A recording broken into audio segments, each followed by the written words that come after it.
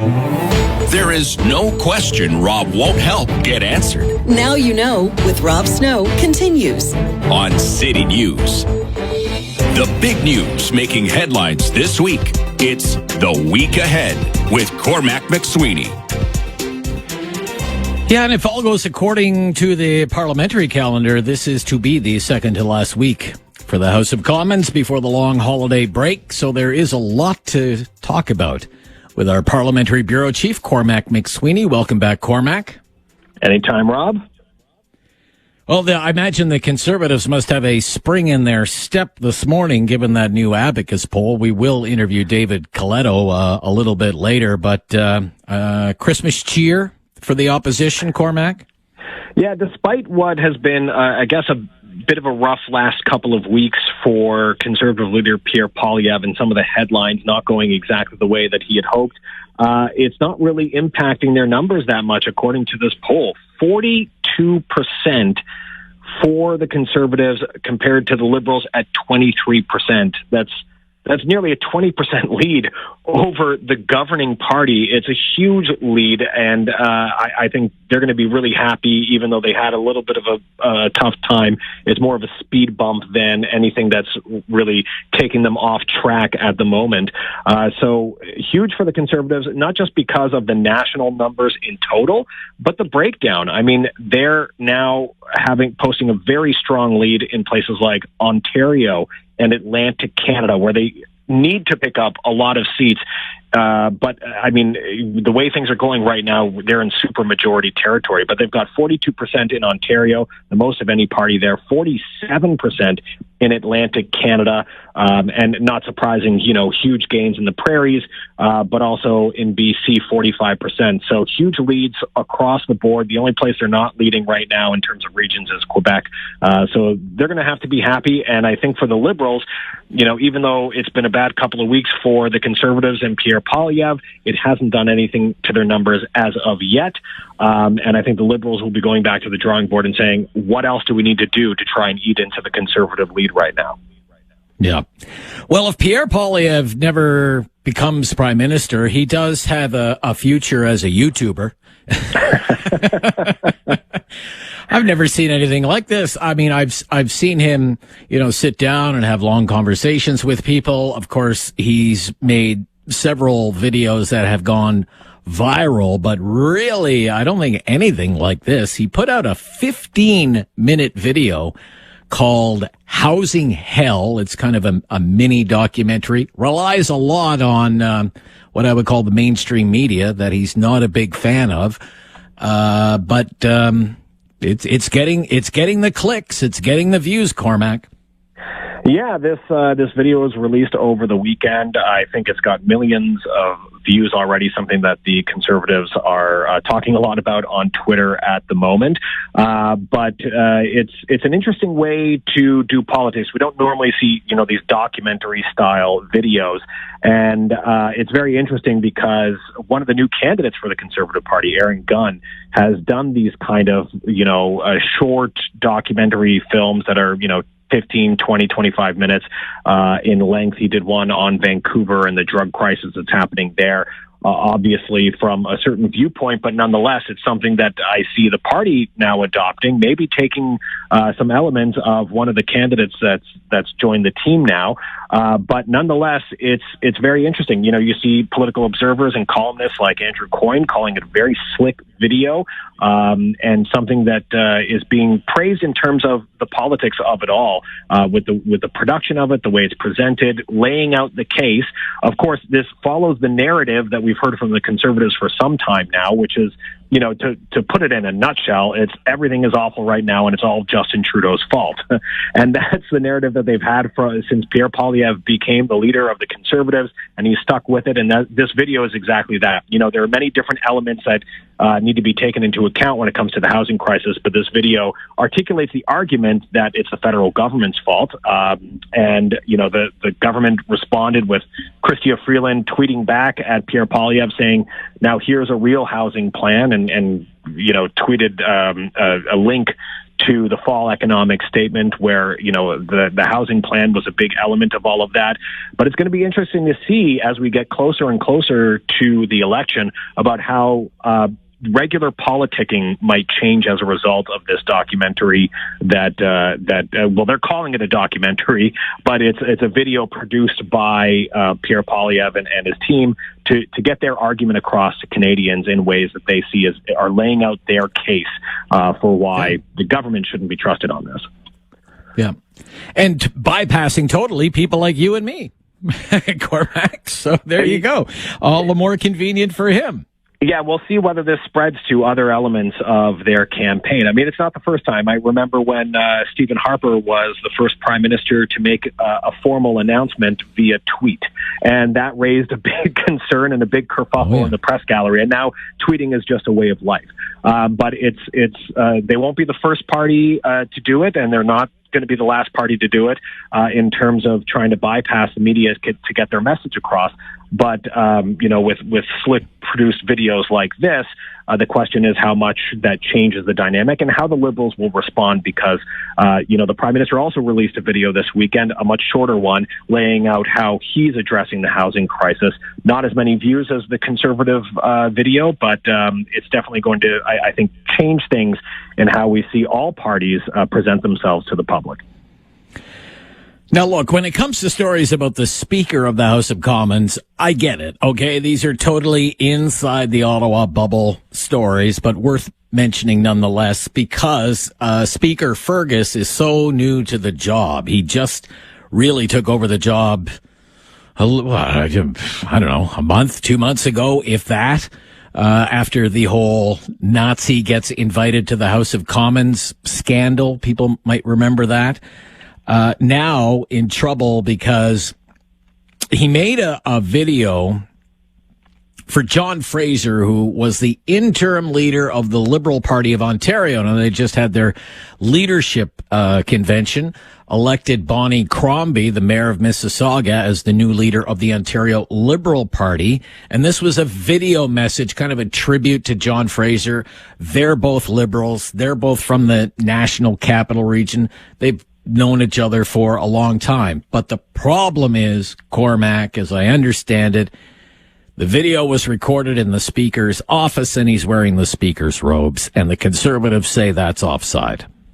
Yeah, that's right. And right away, Conservative House Leader Andrew Scheer, who used to be Speaker of the House of Commons himself, came out saying that was inappropriate, that, the office of the Speaker of the House of Commons is supposed to be unbiased.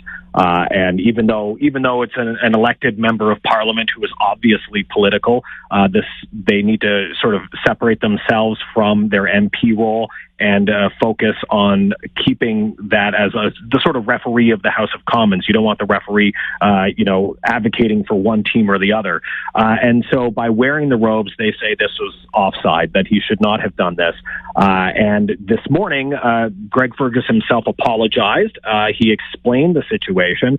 He said that it was pitched to him as a video for an intimate event, that he didn't expect it to be played at the leadership announcement that happened this weekend for the OLP.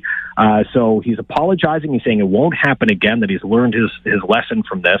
And he understands some of the arguments being brought forward. Nonetheless, Andrew Scheer raising a question of privilege in the House of Commons, and that is being handled by the Deputy Speaker, who's a Conservative, Chris D'Entremont. But if it is a prima facie case, which means on the face of it, it looks like it's a question of privilege and MPs' abilities to do their jobs were impacted, then it could be sent to committee for further study. We'll see what comes back with that. Obviously, I think this is something that even Greg Fergus recognized was not appropriate for him to do, to be weighing into partisan politics while wearing the Speaker's robes. There could be an argument that if he took off those robes and just had a suit on and was, doing it as the MP for Hull Aylmer, that it could have been acceptable. But I think even acknowledgement from Fergus that this was not the right thing. The question is, how far does it go from here, and whether we end up getting a committee investigation into all of this. But we'll have to wait and see, because Chris D'Entremont, the Deputy Speaker, is going to look at it. He's going to consult with the experts and come back to the House with whether there's, on the face of it, a question of privilege. Okay, so the House is supposed to rise a week from Friday. What's the buzz? Do they even go that long? What do you think? Usually they don't go right to the end date. There's always at least a day or two where things are dealt with a little bit earlier. However, we have a lot of bills still on the docket here, and delay tactics from the Conservatives, or at least that's what the argument is from the Liberals.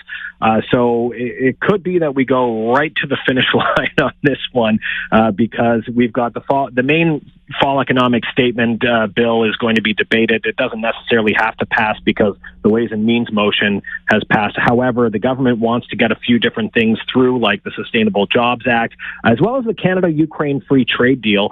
We also have the carbon price carve-out bill that's still before the Senate, so we need to wait on the upper chamber to deal with that. A lot of things on the go here that the government needs to wrap up in the next 10 days, not even, before they want to break for winter. So we'll see what happens here. I think, if the carbon price or the Canada-Ukraine Free Trade Deal doesn't get passed or faces further delays, that could be a political problem for the Conservatives because, you're seeing a lot of Ukrainian groups speaking out. The Ukrainian Canadian Congress has written a letter to the Conservative leader asking him to just pass it on third vote, but we haven't got there yet, so we'll wait and see what happens when that vote comes, what the Conservatives do with it. But the Liberals, NDP, and Bloc are all accusing them right now of trying to delay this at a time of this war with Russia. So that could be a political problem for the opposition, but right now there's still a lot on the docket for the government to get passed. Thanks for the time, Cormac McSweeney. Always great to hear from you. Anytime, Rob. Yep, Cormac McSweeney with your look ahead to the political week, our parliamentary bureau chief. This is Now You Know. I'm Rob Snow, and this is City News. Well, it's time to focus on your financial plan, what we call Money Mondays, with certified financial planner Peter Fraser. Peter is with Credential Q-Trade Securities and the Alterna Wealth Management Group here in Ottawa. Hi, Peter. Hi, Rob. Great to be with you. Yeah, hi, Peter. It's great to hear from you. And our focus today is an ongoing conversation that we've had with Peter, and it's called What's Left When I've Left, Peter. That's the question, Rob. I thought we could at least start to look at it today, given that the backstory here is the growing value of Canadians' estates.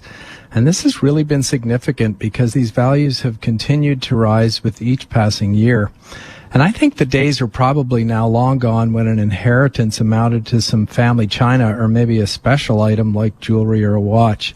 Today, of course, real estate values have skyrocketed, and that's true for primary residences and recreational or investment real estate. But market returns have also generated historic high portfolio values. And in most cases, people aren't using up this wealth in their lifetimes. So increasingly, a lot of financial planning attention is turning to how these collections of wealth will be treated when people die. And it is like you've said, Rob, what will be left when I've left? Yeah, so where do you start, Peter? Well, it's a couple of things to remember, I think, before we go and look at each asset. But first of all, in Canada, for planning purposes, we're always talking about taxes and estate costs that will be levied on the second death in a matrimonial relationship. Some listeners have probably experienced this at the loss of their spouse. Everything they co-own pretty much went to them with no implications. So we do get one get-out-of-jail-free card. It's also important to remember that in Canada, we don't have a formal estate tax. And unlike other jurisdictions, we don't levy that so-called death or inheritance tax directly on the total value of your wealth. But that does not mean that there aren't a whole whack of taxes and other different costs that can add up to a lot. Well, let's start with real estate then, Peter. Yeah, it's a biggie, and we'll look at the best treated assets first. So real estate in Canada, provided it's your principal residence, is about the only asset that's not taxed in any way. The TFSA, tax-free savings account, is a great investment structure that's also not taxed and works very well if you've named a beneficiary or contingent owner. Where there is recreational or investment real estate other than your principal residence, it's thought to be disposed of, at least on paper, at your death, and any capital gains arising from that real estate will be owing in your year of death. So in today's real estate environment, Rob, that could be a lot of money, probably tens of thousands of dollars or more. And of course, non-registered investment portfolios are treated the same way. They're considered sold at the second death of an individual, and the outstanding capital gains on a portfolio like that are also owing, and also into the tens of thousands or higher. And if you think about artwork and collectibles, they'll be treated the same way, Rob. Okay, well, let's turn our attention. We only have a couple of minutes left. RSPs or RIFs, registered retirement assets. Yeah, they're a big one. I think the easy takeaway is that they're considered 100% taxable income. In BC, Ontario, Nova Scotia, the top rate on income is over 50%. In Alberta, it's 48%. So that's a lot of money in income taxes. And right across the country, we've got high marginal tax rates. So we can't forget the probate fee, which is also called the estate grant or representation grant in some provinces. And I think it all speaks to a very good idea in a financial planning perspective to have a estate inventory built up or created, basically listing everything you own and the values and the expected tax-related costs when you die. I think it's a great summary to help build some solutions used for the basis of solutions, and it also helps your executors when their time comes to do a good job. So we're going to take a look at some of those good ideas next week when we pick this up again on Money Mondays. But for today, that's a bit of an overview of what's left, the first part anyway, of what's left when I've left. Yeah, what's left when I've left. And we're not gone yet, and it's great to hear your voice again, Peter Fraser. So missed talking to you on the radio. You have such useful advice that our listeners can really, really benefit from. It's called Money Mondays. Peter will be with us every Monday. You can sign up for his weekly newsletter, and you can find our conversations at peterfraser.alterna.ca. Thank you, Peter Fraser. Until Great next to be week. With you, Rob. Bye-bye. Bye-bye. Yep. Certified financial planner, Peter Fraser from Credential, Q Trade Securities, and the Alterna Wealth Management Group. That's here in Ottawa. This is Now You Know, and I'm Rob Snow.